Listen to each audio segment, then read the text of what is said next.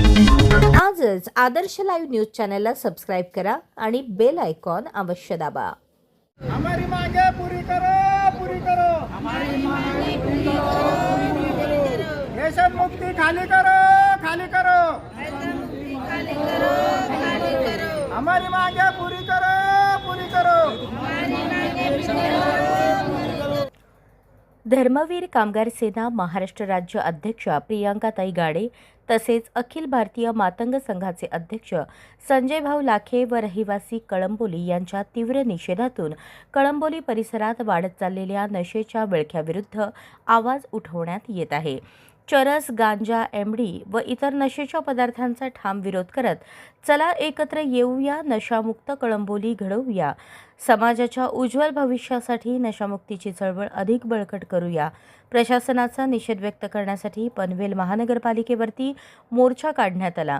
या मोर्चाचे नेतृत्व प्रियांकाताई गाडे तसेच संजय भाऊ लाखे यांनी केले।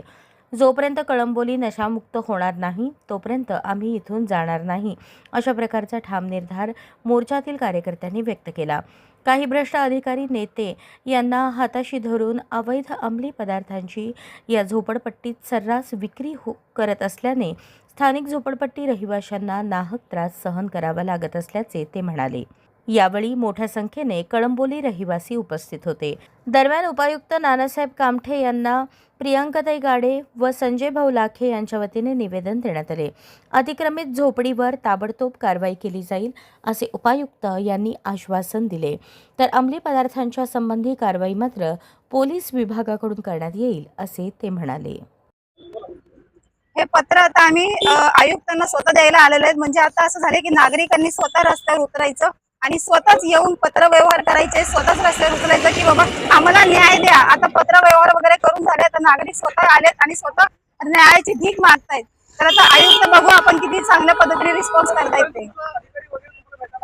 अद्याप तरी कोणी भेटायला नाही आलं। जसं मी मगाशी म्हणलं की अख्खी पनवेल महानगरपालिका कमी पडलेली, कुठलेही अधिकारी आयुक्त इथे कुणी बसलेले नाहीयेत। आणि काय आपलं नाट्यगृह जे बाजूला आहे त्या नाट्यगृहामध्ये बळवंत फडके, वासुदेव बळवंत फडके जे नाट्यगृह आहे, या नाट्यगृहामध्ये आयुक्तांना किंवा इकडच्या अधिकाऱ्यांना कार्यक्रम करणं, महिला सक्षमीकरणाचं ते जास्त महत्वाचं वाटतंय। नागरिकांच्या समस्या आणि हक्कासाठी, हक्कापेक्षा जास्त महत्वाचं कार्यक्रम आहेत।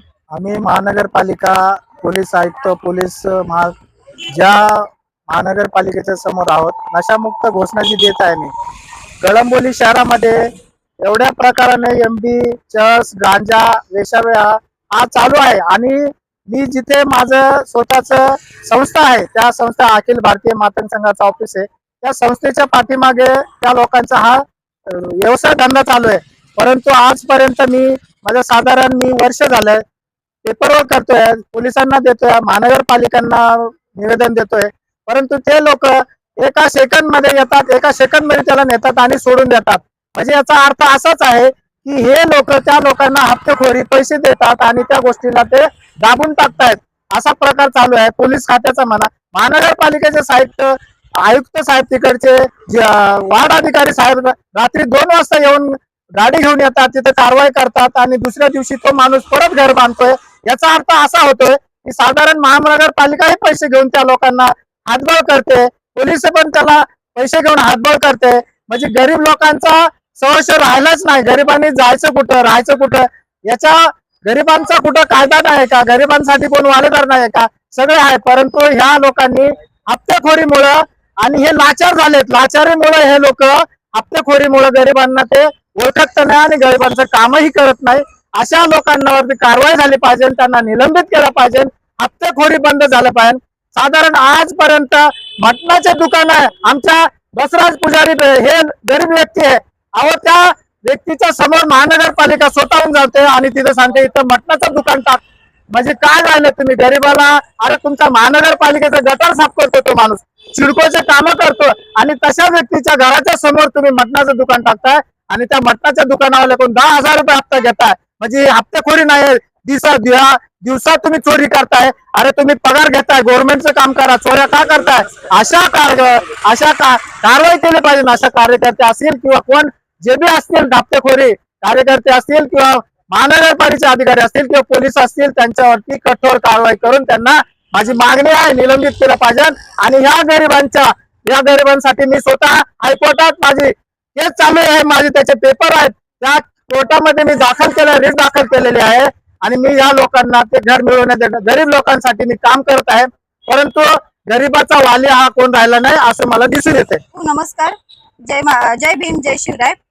विषय असा आहे की बरेच महिने झालं आम्ही वसीम लुंगी या इसमाबद्दल आम्ही कळंबोली पोलीस स्टेशनला बरेचसे पत्रव्यवहार केले. CPO ऑफिस पर्यंत आम्ही पत्रव्यवहार करत आहोत. म्हणजे लाखे भाऊ असतील, मी असेल, की हा व्यक्ती खूप मोठ्या प्रमाणावर वेश्या व्यवसाय करतो. चरस, गांजा, MD वगैरे हे खूप मोठ्या मला म्हणायचे अख्ख्या नवी मुंबईभर मोठ्या प्रमाणावर MD, चरस, गांजा वगैरे विकतो. आणि आता सध्या तरी वेश्या व्यवसाय सुद्धा सुरू झालेला आहे. गाड्याचे पार्ट्स चोरून तिथे विकले जातात.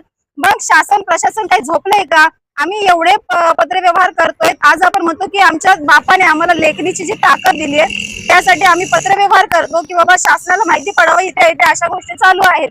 वारंवार पत्रव्यवहार करून जर शासन आम्हाला काही उत्तर देत नाहीये, आज आम्ही RTI टाकला तर RTIच्या माध्यमातून असं उत्तर येतं की तुम्ही जा आणि कोर्टामध्ये अपील करा. मग कोर्टात अपील करायचं असेल तर शासन प्रशासन बसलंय कशाला? मग प्रत्येक व्यक्ती कोर्टातच जाईल ना, शासन प्रशासनाने घरात बसावं. मग नाही, हे तर मला असं वाटतं दाखवण्याचे दात वेगळे आणि खाण्याचे दात वेगळे. आज जरी आपण बघितलं तरी बार एका साईडने समोरचा दरवाजा बंद असतो आणि बाजूच्या साईडने दरवाजा चालू असतं. त्याचंही आम्ही लवकरच तुम्हाला तेही दाखवून देणार आहोत की कुठल्या बाजूने कसे दरवाजे चालू असतात आणि कसे लोक एंट्री करतात. पुढचा व्हिडिओ आम्ही ते सुद्धा करणार आहोत. तर हे खूप मोठ्या प्रमाणावर लोकांना, सर्वसामान्य नागरिकांची दिशाभूल करण्याचं हे शासन प्रशासन काम करत आहे. एकीकडे दाखवतात की आम्ही हे सगळं बंद केलं आणि दुसरीकडे वेगळ्या दरवाज्यांनी हे सगळं सुरू आहे. म्हणजे असं आहे की त्याला आता आपण डॉन म्हणू, मी तर असं म्हणेन. नवी मुंबईमध्ये त्याच्यावरती एवढ्या केसेस आहेत, एवढे गुन्हे आहेत, पण तरी सुद्धा त्याच्यावरती एवढी कारवाई होऊन सुद्धा पोलीस प्रशासन काहीच करत नाहीये. म्हणजे आता त्याला डॉन म्हणावं लागेल मला तरी असं वाटतंय. एवढे गुन्हे, हाफ मर्डरचा सुद्धा त्याच्यावर गुन्हा आहे.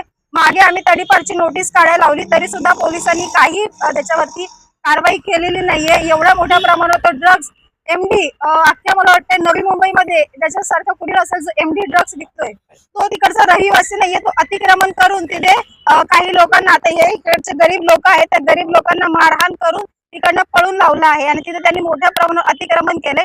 बाहेर 1-2 शेळ्या बांधल्यात जे दाखवायला की मी शेळी पालन करतोय, पण तिथे मोठ्या प्रमाणावर वेश्या व्यवसाय चालू आहे. जुन्या गाड्या, चोरीच्या वगैरे आपण गाड्या बघतो, त्या गाड्यांचे पार्ट्स तिथे काढून विकले जात आहेत.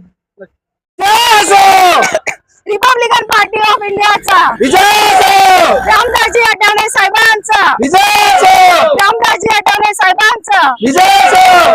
पनवेल आणि नवी मुंबई व रायगडच्या ताज्या घडामोडी पाहण्यासाठी आजच आदर्श लाईव्ह न्यूजला सबस्क्राईब करा आणि बेल आयकॉन दाबून रहा अपडेट. न्यूज व लाईव्ह साठी संपर्क करा 9619 880095 आणि 9653 119523.